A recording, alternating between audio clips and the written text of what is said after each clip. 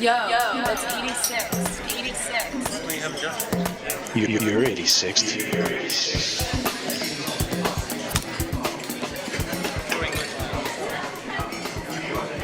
Can I have a yogurt, please?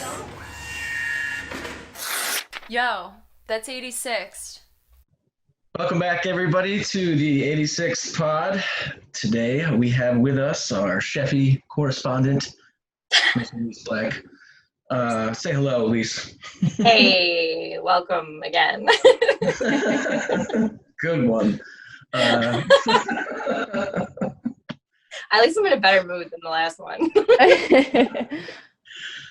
All right, so let's just get into it. Outside tables are open. Phase Yellow is in full swing.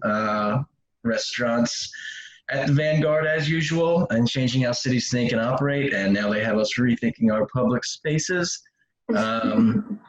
So the Inquirer reported that in order to accommodate more outdoor dining, there'd be streamlined permitting, streetery parklets, transforming parking spaces and parking lots into tables and areas for restaurants. Has anyone dined out in one of those areas yet? I've not. Do you Not plan? yet. I mean, I did get drinks. I got drinks like to go in Passyunk last week when I was up there. And I'll go. Like, there's places I want to go to. I'm not against it, but I have this like, I just feel like out of respect, like as part of the industry right now, it's like you want to go support people, but I also don't want people to think that they're like the same expectations as before we were closed. Like, I don't want anything for free. I don't want like service above somebody else, like stuff like that. So I just and especially with like, I think things are still like up in the air. I'm not like dying to go out to eat. Yeah. I mean, I went out to Crybaby last week with a bunch of people from the tail. And there was like 6 of us, I guess. And we asked them if they had like reservations for 6. When we walked by, they said, no, sorry. So we walked across the street, because that corner is getting pretty crowded with people just walking up and everything, which is problematic on its own, I guess. And, Colleen was calling like 15 different places, asking if they could seat 6 outside somewhere. And everybody was like, nope. And by the time she called a bunch of places, the host came across the street. She was like, actually, that big table just canceled. So if you guys want to sit down, we were like, sweet. Nice. And we went all out. It was a big meal for all of us because I think it was the first time any of us had done it. Yeah. And I was ordering like just straight up cocktails after cocktails. And I think, the server quickly understood what the situation was, and then a bunch of free shit just started coming out, and I was like, "This is great." Yeah, I mean that's awesome. They can do that. I know in our meeting, someone mentioned like just like to giving ideas. Like they had been to Barcelona Wine Bar, and she said that one thing that she thought was interesting that we might do at Boucherie is they had like an orange or a bright red just like card, so that if you need your server, you just put it on the table to eliminate like unnecessary trips back and forth. But then they were saying it's weird, like she said she went to Morgan's Pier and like I don't know if they did this at Crybaby, but they just hold the tray and you take your own drink off the tray. Mm-hmm. Yeah, like there's just like so many little things that I wouldn't even have thought of. That would be which is also the most terrifying thing for a server is like that's the last thing you do is pull a drink off because they have it balanced in a way that makes sense to them. Yeah. So you can't rip a drink off somebody's tray because then you don't know how they're balancing it. So that seems, I guess they would hold it with 2 hands in this situation. But I went to Morgan's Pier because I know somebody that works there, and I just stopped there for a little bit of food and drinks, and she like put the tray on the table, but she felt so weird about putting the tray on the table to let us get our drinks. The whole thing was just like generally a little bit uncomfortable, but it was just because like it's so unlike what you've ever done. Right. Like it's the safest probably for us to just grab it and it be plastic and stuff. Yeah. But yesterday I said I ate at the Caribou Cafe, and I mean I was like the other places I went to was all like plastic cups and stuff, and like you were using like glassware and stuff, and it's like that feels weird, and it shouldn't feel weird. Right. You mean it felt weird to have glass instead of plastic? Yeah, and to be Yeah. like, Yeah. yeah, like I know, other but like people use this. we got drinks from somewhere in Passyunk, and they were in just regular plastic cups with lids, but then you get a cardboard straw. So I'm drinking a frozen drink with a cardboard straw. I get like a quarter of the drink, and then my straw is like disintegrating in the cup. I'm like, yeah, it's good in theory. I get it. I know why we're not using plastic straws, but I can't drink the drink that I bought. So then I feel like they should get like almost like the to-go coffee cup lids where it's yeah, like that was just like a that would be way hole better. that you drink out of. Yeah. Yeah. ITV had the little like plastic juice bottles with the lid. So like it was just one like very, very strong cocktail, and we just poured them over ice, and I mean that works. But that's if you're like taking it home. You don't want to just like drink it warm on the street like that. Yeah. But it's like weird because like me and Kitty, one of our other managers from Boucherie, were standing outside at ITV for like probably 20-30 minutes talking to the chef there, Pat, and all three of us have masks on, and like we're like, but the number of people walking, and I know it's not required outside, but like at least when like I was walking around Philly yesterday, I had my mask on my wrist, and if I get to like a corner where there's a lot more people, then I'm gonna put it on. Like, but the number of people that were just walking around pushing babies and no regard, like no, and it's just like, okay, this is. And like Pat was saying, he's like, yeah, I've noticed it in South Philly. I think a lot of like elderly people are just like, nah, it doesn't apply to me. Like, I see that a lot more in South Philly. It was like the first weekend that I came back here from living at my parents' house, and I drove past Pat's and Gino's. yeah, and that's the right where we were. line was the same, and nobody was wearing a mask. And I was like, I'm going back to the suburbs. Like, Yeah, like get me out like of it's here. not over. I mean, I think it's interesting. I mean, obviously, like you can't wear a mask when you're eating. Right. But I find it very interesting that you have to wear it to go to the bathroom. But whenever you talk to your server, you don't Yeah. have to wear it. That makes me a little bit like. No, it makes me too. And I think, and I know people, I haven't had like conversations, but I've like read, like I have a friend who went back to her, she lives in Jersey, but went back to her full-time job in like an office in Philly this week, and also took a new bartending job at like a small bar in Jersey that has a nice outside patio. And I saw like in her conversations, she was saying her job was more telling people to put masks on than serving drinks to them. Like, and I saw an article that I didn't get to read, but same idea, like restaurant workers have suddenly become the enforcement of masks. Like that's part of their job. It's not, I don't think it's fair either. I think out of respect for someone approaching your table, then just throw it on. Like, Yeah, exactly. Well, it doesn't do anything for you, right? You're protecting other people by wearing a mask, and they're protecting you by wearing theirs. Like that's right. So Right. if I'm walking by a bunch of people and I see that they don't have masks on, I'm sort of like, well, fuck you then. It's like, I'm not gonna put my mask on while I walk by just so you can be safe. Like you're putting me at risk. So Yeah. I have your attitude. I'm like, because It's it's a just very slippery slope. It is. Oh God. I'm just I also don't think, especially since bars right now are just all service bar, like I can't imagine wearing like an itchy mask for 8 hours while mindlessly doing service. Like I don't want any part of that. And I don't think was while talking doing service you'd have to. Yeah, you might not have to, especially if there's no one around you. That would But also, Mike and I were lamenting yesterday that the fun part is over for a minute. For a minute. You're not gonna have anybody at a bar until like February, March when there's a fucking vaccine, you know what I mean? Like Yeah. Also, next week, the pub that I work at on the main line, they're doing 50% capacity. Yeah, so that's So, I mean, that's starting. what we're allowed to be that do much time. in Philly, I believe, because they Whatever. said that we could. July 3rd, yeah. Yeah. Yeah. I mean, But here, like what I'll tell you what they said yesterday. They don't plan on seating the bar even with small groups or 6 feet apart, because then you can't see any of those tables around the bar, and that sucks. That's the structure that it is. But you know what I mean? Like it's not 6 foot from the bar stool to the booths. So if you're seating one person in a stool, you're sacrificing at least one booth. So you kind of have to like pick and choose. But Yeah. And I just my desire to bartend in a mask is 0. So Yeah. I just like I don't blame you. I don't blame you for that. until vaccine is available. I'm just no thanks. Yeah. Like, I just don't know what else Yeah. to tell you.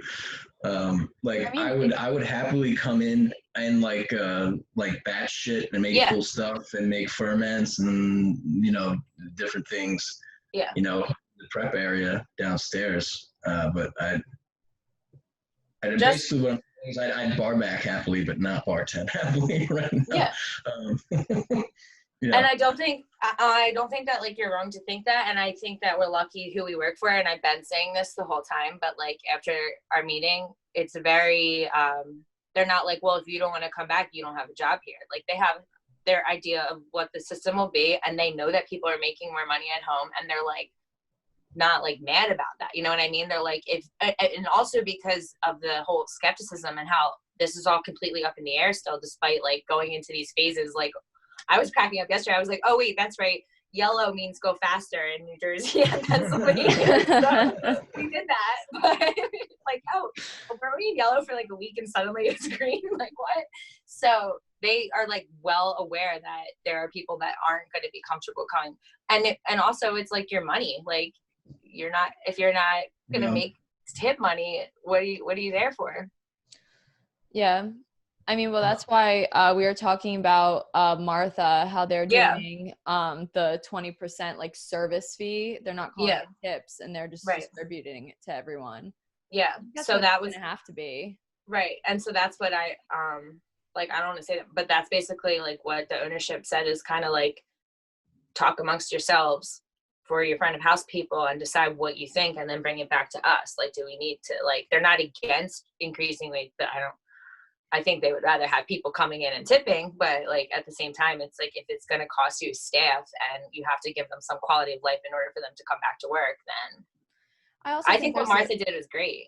Yeah. Well, the other thing is that it's not just the front of house, right? They're redistributing it among back of house too. Yeah, they're doing it evenly between Yeah. back and front of house. To try and, because like on a good Friday night, like, line cook's still making like 15, 18 bucks an hour. And the bartender on a Friday is making like $40 an hour. You know what I mean? Yeah, So like, I didn't realize that end of it. That's good. So that's evening it out in total. But specifically what they said is by guaranteeing the service fee, because not everyone, it's 20%, but not everybody tips 20%, and it doesn't always work out that way. They're now going to be able to provide like really excellent healthcare for all their employees. They're just expanding benefits, and the one quote that I got like little goosebumps when I was reading the article at the end. They were talking to the co-owner, and he said, everyone who works at Martha is professional. They're all experienced and talented and super hardworking and creative people. They're motivated by making people happy and putting out a great product. We wanted to treat them financially like professionals so they can have a realistic life budget and have a stable and consistent income. And I was like, wow, that things are really changing, I think. They are. Yeah. I saw something, I could pull it up. I don't want to waste time pulling it up right now. I just saw it this morning. It was a guy that I used to like go to the gym with, and he's actually a casting director. He's casted like big movies in Philly. He has his own company. So he doesn't work in the restaurant industry, but he must have in the past. And he shared a picture of Anthony Bourdain. I'm sure it's a quote, like you guys have seen it, but it's the quote about he learned more in restaurants than he ever did in a college classroom. Mm-hmm. And I was so happy when I saw the comments, and like another girl I know was like, and I know her job. She's a big time nurse at UPenn. And she's like, when I see nurses with restaurant experience, I jump on those resumes. And and I was like, oh my God, this is so awesome that they're not like, oh yeah, you work in a restaurant. Like it actually is like valuable.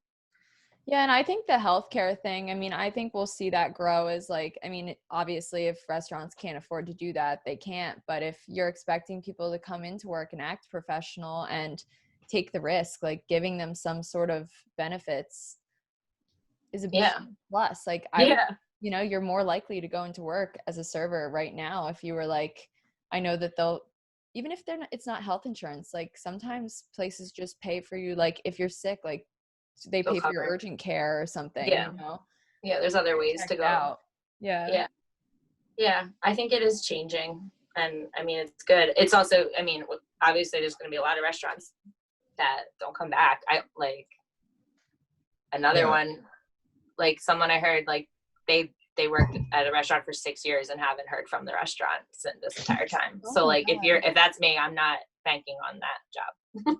Yeah, definitely not. Like, it's already been over 3 months. Like, yeah. Yeah, Vetri too. Not at all of his restaurants, but at a couple. He gave up. There's like a tax credit the restaurants can get because your employees are tipped. Yeah.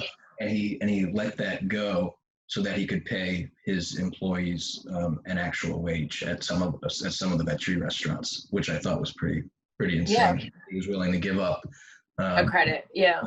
credit at the end of the year. That's probably super helpful in order to pay some of those people a living wage. So it is happening a little bit faster than I expected it to, which is good.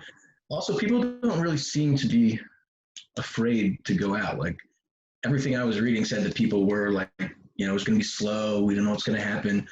But from the first day till today, if I take a walk later, I know that every outside table I pass is just going to be full with people. Well, yeah. What do you think about like I was gardening a little bit ago and I'm down the shore still and it's almost like 90 degrees here today and I know it's 90 in Philly. Like I don't really want to sit outside and eat when it's that hot. Like even in certain areas, yeah, but like there comes a point in July and August where it's like you don't even want to be outside. So I thought about what's going to happen with that. Well, so I was when I was at Caribou yesterday, they had a sign on their door that said, "We shut down if it's over 100 degrees out." Like, yeah. So It's I not mean, fair to I wonder if a lot of places are going to do that because it's really like, yeah, you might not want to sit outside, but it's also not really good for like the serving staff. Yeah, to only it's be not safe. outside all day. Yeah. It's not. No. I found that interesting. I wonder if we'll see that. Like, yeah. Oh yeah, I said that, and then like the one chef I was talking to, he's like, "No, people just want to go out right now." I was like, "Yeah, but in a month or two, it might not be as much of an urgency. Who the heck knows, honestly." Do you think that we're going to see another spike because so many people are out? I don't think that yes, I think we're going to see another spike. I'm not going to directly relate it to people being out. I think we're going to see another spike no matter what. Like the actual like scientists and doctors that can speak without being political are saying, like, we're not even through the first wave. That's what, like, we're not. And like, I know from a friend in Texas, like she was quarantined like maybe a month after May and her gym is already reopened in Texas. And look what's happening in Texas. And I just sat here like, how the hell is she are they going to church and gyms and like we've been doing this for like, it doesn't make sense. No. Florida too. Like I was trying to go to Florida sometime in the next like 2 weeks to visit my brother because I have a nephew that was born in January that I haven't met yet. And I have 4 nephews down there. And then, with like getting on a plane and going down to see young kids, I felt like I had to think about it. Like my parents aren't planning their trip yet. And then I see people I know like, oh, in Palm Beach, and I'm like, wow, that must be nice to just go to another state and do that. And now look at that state. And I have family there and I don't feel comfortable doing that. I wouldn't feel comfortable doing that unless I had family that I was staying with, but I wouldn't go to another state right now just to go out.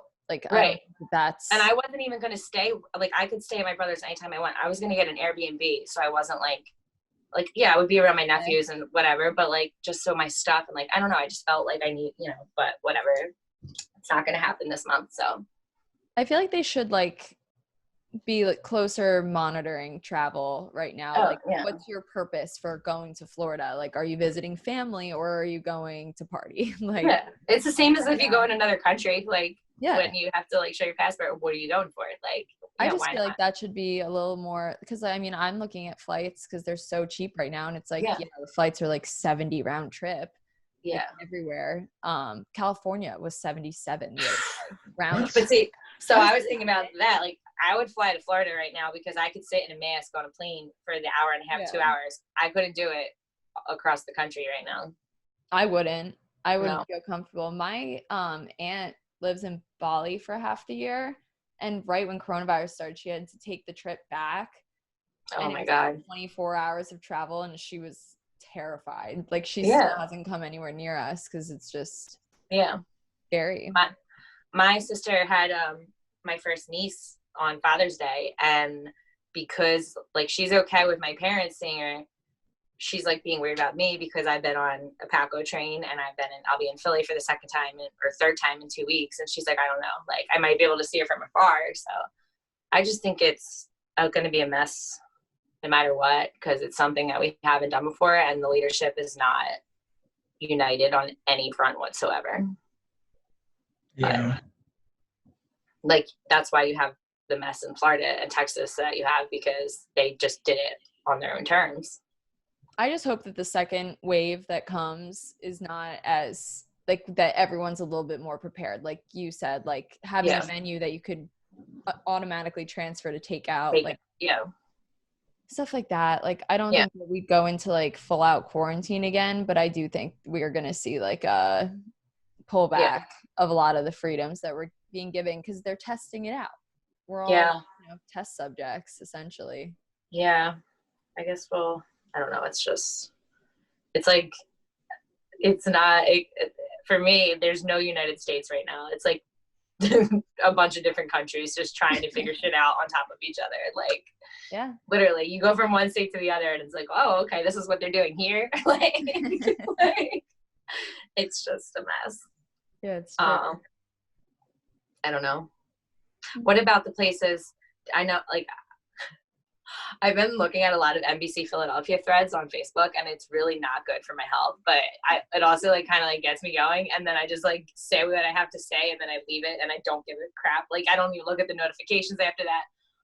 But did you see they put one article out after like the first weekend of outdoor dining, and did you see some of the examples and stuff that like people like eating in an alleyway, literally with like dumpsters right behind them? Yeah. And stuff like I'm just and like.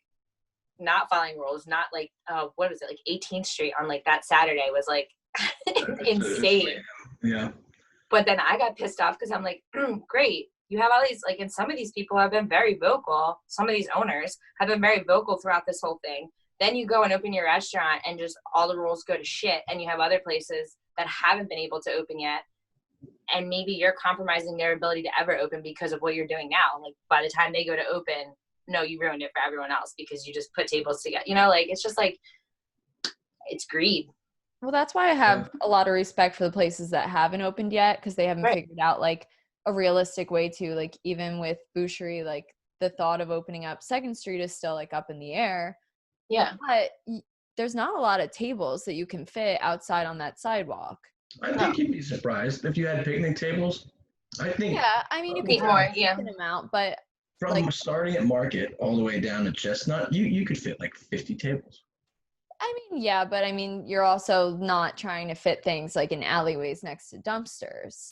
I mean, Ideally, that was, Although, I mean, like, you know, Bar Bon Bon, that's all like an alleyway seating. Yeah, that's where I saw the pictures, and I was just like, this.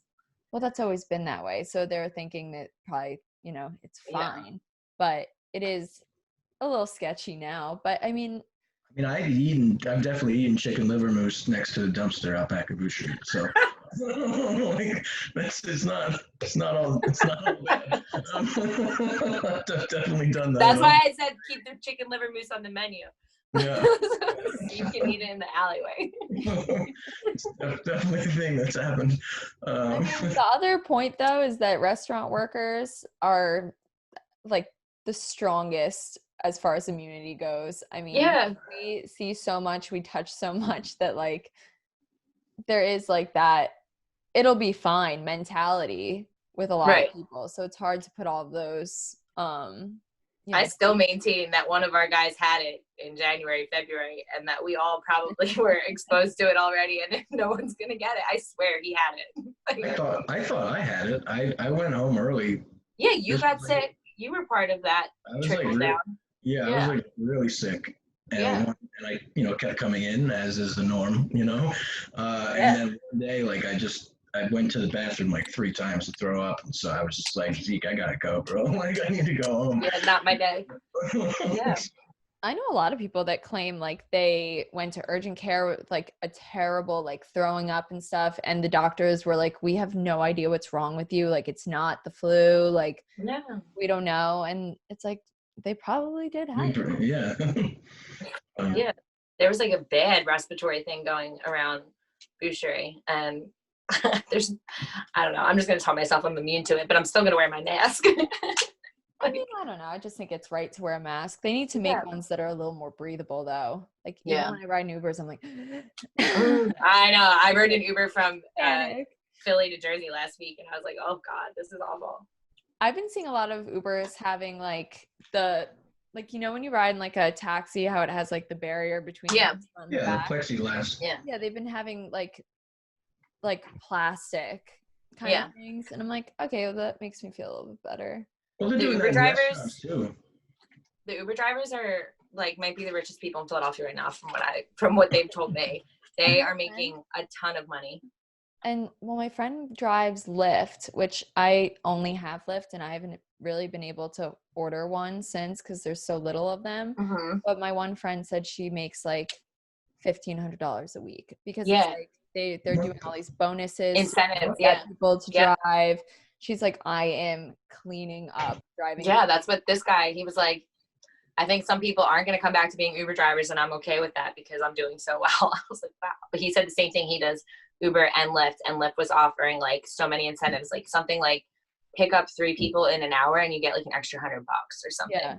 So, he says, and the rides are like almost 2 times more expensive right now. Yeah, I took an Uber home the other day and it was $30. Yeah. From Christopher Columbus to Point Breeze, or not Point Breeze, Brewtown, but still. Yeah, so that's not, yeah. So expensive, but good for them. It's a good day. Yeah, somebody's making out. It's fine. I mean, Star retrofitted all of his restaurants. He spent like $40,000 to put like the plexiglass up everywhere and completely like retool. So he's ready. Like, you know, if you're actually like retrofitting a restaurant, you made a decision like we're going to be in this for a while, and I want my restaurants just to be set up for coronavirus, basically. Like, but do you know what he didn't do in the midst of all that? There was no, I heard, my friend told me this last week from her friend who is not going back there. There was zero corporate communication from Star Restaurants from the beginning until now. What? Well, that doesn't surprise me. Not at all. Yeah. I mean, I don't have proof of that, but if that came from someone who worked there and that's the reason they're not going back. Yeah, it doesn't surprise me either. It's the same as Scholzen opening, and I mean, I guess he had to get approval for this, but I have like the screenshot from my friends who worked at Tradici, and because it's Sampan, Double Knot, Alpenrose, Scholzen tables go all the way around that corner on Tradici's building. So, I mean, there's things going on with Tradici, but like, what the fuck? Like another restaurant, I just like that to me is just like well, they're not open for the same reason you weren't open, and now you're open, but you're allowed to use their outdoor space. Like it's just. When I walked past there yesterday, they go out into the street a little bit, like they onto the street, and I was like, damn, like they really have like a setup out there, like more than anybody else. Yeah, but well, that it's a little too much. You can't. It's gonna be easier for the bigger players like that, like.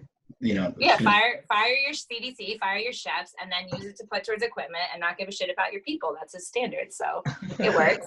The guy got fired too. Yeah, not like it's like I'm fine. I'm actually fine with that because it's the people, it's the groups that you kind of knew were doing that shit anyway, and now it's kind of come to light. Like, great, you put up plexiglass. How did you treat your people during this time? Like. Well, what sucks about that is that, you know, industry people know that, and like friends of industry people know that. But the people eating at the restaurant. Tourists or most of the people eating at the restaurant don't know that. They see it from, oh my God, they're taking like those extra steps. They're being so careful. Like they're so on top of things, which in theory it looks like that, but it's. At the cost of somebody's career. Yeah. Yeah. But I think like, even, you know, investing in those plexiglass and stuff, I mean, this is going to be going on for a long time. And even after, it's going to be really hard for people to like get past it. Like people aren't going to believe that it's completely over. Like they're probably going to expect these things that people are doing, like safety precautions, to go on for a long time, like at least next year. Yeah. Depending on what happens. Unless we get a magical vaccine. And then everybody's got to get the magical vaccine. That's a whole nother. There's gonna be a lot of people fighting that. Yeah. Well, may the best immune system win. All right, you don't want a vaccine, then fine. Yeah. we'll weed you out. Yeah. That's kind of how I feel about the racist. Okay, you're quickly becoming the minority, so see ya. Like, Yeah, I think that everything that's going on right now is just weeding out all the people that don't belong, like that aren't like good, that are racist or cheap or shitty to their employees. Like they're getting put on blast right now. There's no hiding behind no. certain things. So Yeah. that is a And positive that's coming out. Like you're seeing Yeah. different colors. Yeah, and I think it. I like posted something on my Instagram last night when I was all fired up, but like they're very, because I've had arguments with multiple people and like different age demographics, mostly older than me, but. And I'm not arguing, discourse. I've tried to have, constructive discourse with these people, but there is nothing constructive about someone who doesn't want to actually see or hear what's happening. But I said, I forget how I said it, but I just said, like, because I've heard, I think from 3 different people, like, posting on social media doesn't do anything. Well, I'm sorry that you feel that way, but you're wrong, because without social media, I wouldn't know about this, this, and this. I wouldn't have done it. You know what I mean? Like, we want to be talking about Breonna Taylor, stuff like that. But I think what they're really, they can't accept is, like, this is modern day activism with social media, whether you like it or not, and it's not going to disappear. So it's like, shit or get off the pot. Like, you're either in it or you're not. Like, well, most people live on social media. It's the best way to spread information. Right. You and know? Especially being home, like, I've been on 10 times more than I was before. Like, but it is the best way to spread information. And I think that's what a certain group of demographic, like, throw all those people in the same pot. I think that's what they're afraid of. Yeah, for because sure. There's definitely like panic and fear coming out of a lot of people in the way that they're speaking. And I'm talking people like I've been close with, It's like, and then it's like, because you're speaking out, there's something wrong with you. Are you okay? You seem like there's stuff going on. Oh, I'm sorry. Have you looked outside your window or turned the news on? Like, there is stuff going on. No shit.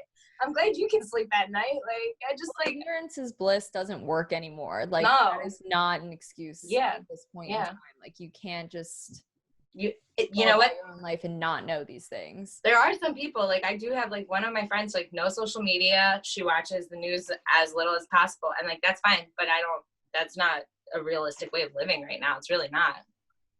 No, you need to know what's going on in the world. Yeah. I don't know. I say that all the time. I don't know. I don't know. Think about what station you want to work when we go back. I don't know. I just want to do everything. Like, Oh, God. That's how I've been feeling. I'm like going back to work. It's like starting from square one. I realized that I haven't not worked for this long since I was like 15. yeah, like ever. Yeah. Nuts. Like, I was a kid before I had this much time. Yeah. And, Yeah. I know. but it's all like a learning curve, That's why I said Go. I hurt Steve's feelings the other day because I didn't have leftovers for him. Yeah, you did. I saw that. That looked incredible. That like shrimp salad. Yeah, it was. And then I was like, I guess we're gonna need some like sensitivity training now, because I'm not gonna be able to tolerate anything. Everyone's crying. Yeah, don't talk to me. Like, I've already talked to 3 people today. Go away. It's not your turn. Prepping the food, tears coming down your face. I'm in the back for a reason. You're gonna have to get like deli counter tickets, and you pull one, and then you're next up to talk to Elise, and it's just like, not your turn, bud. Yeah. Wait your turn. Number 5. Got something to say, 5? Something to say? I'm coming back a lot. I'm just gonna be quiet. New Elise, and she doesn't talk. Not my problem. All right. Well, we're just about at last call. So, Okay. Elise, do you have any last things to say? No, Is there I any just I correspondence? feel like this coming week, especially because we just had a meeting for work. I think the next couple weeks are going to be very interesting in a lot of ways, because I mean, we got the green light, but then there's, I mean, so far in Jersey and PA, things have been okay, but then there's like the statistics showing otherwise everywhere else. So we haven't had enough time. right. I mean, give it 2-3 weeks and then we'll know. Right. So that's why, like, when I heard, I think it was June 15th, like that it might be like another month, like I was mentally, okay, like I can do that, like another month, that should be, and then it's like boom, boom, boom, boom, boom, all of a sudden, what the hell? Like, I thought I was on vacation for another month. Like, I have to find a place to live. Yeah. But I don't know. It'll be interesting to say the least. I'm definitely ready. Like, I need to go work. I'm over my vacation for the most part. Yeah, I mean, there's like positives and negatives, but you know, I feel like I need to go back to work, like problem solve. Yeah. There's only exactly. so much time you can spend in quarantine. Yeah. And not getting pissed off about things that you would not even see or know about if you were actually at work. Like, that's what I'm thinking. I'm like, okay, like, and I don't mean like, I don't even know. It's just like little dumb stuff. Like, this would be no concern to me if I was at work for 10 hours today, but it is because there's nothing else for me to do. Like, yeah. But Yeah, I can't get on board. I'm totally happy here at my little home. On my paid vacation. This is phenomenal. This is phenomenal. I mean, it's great, but at some point, you know, yeah, it's good for the soul to go to work. Yeah. It's definitely changed my perception of work and like what I want out of my workplace. Definitely. Well, that's on that note, I guess that's sort of like my final thought is that, like, as you were saying in the meeting, and then as Shelby just mentioned, she's rethought what she wants out of her workplace. I mean, the pandemic has really sort of exposed like systemic flaws in restaurants in terms of wage disparity and just the general health of the people that work there and access to healthcare, workplace harassment, racism within the workplace. It really has just exposed everything. And I think going back in as we reopen, we're going to have more of a say. I mean, you've already said it. They're already saying, you guys talk it over and let us know what you want. Like the labor force is more than ever going to actually have a chance to control the environment in which they work. So I think that's the biggest benefit. Yeah. And that there's nothing black and white about any of this. Like, it's so great all over. Like, going back to work, the standards for, like, you go to one restaurant and work, and now you could go to another restaurant and you can have two completely different, like, ideas of service settings, where before you could easily transfer it from restaurant to restaurant and everything's pretty much the same. Yeah. But I don't know. It's the unknown. We'll see. Tune in next week to see what happens. Hopefully they pay Steve enough to come back so we can be on the same team. Put it in a good word. I'll see what I can do. Say it's good because you're local podcast celebrities and people will come in to see you. Yeah. We'll use that. Market ourselves. Oh, man. All right. Well, thanks for coming on again, Elise. Thanks for having me, guys. It's good to see you. Good to see you too. On a screen. All right. I'll talk to you soon. Bye, Sheffy. Yeah. We'll have to go out for a big dinner, right? Yeah. Yes. 86 dinner. Oh, that'd be so fun. 86 dinner, but an 86 dinner. Yeah. I got it. All right, guys. I'll see you later. Bye. Bye-bye. Bye.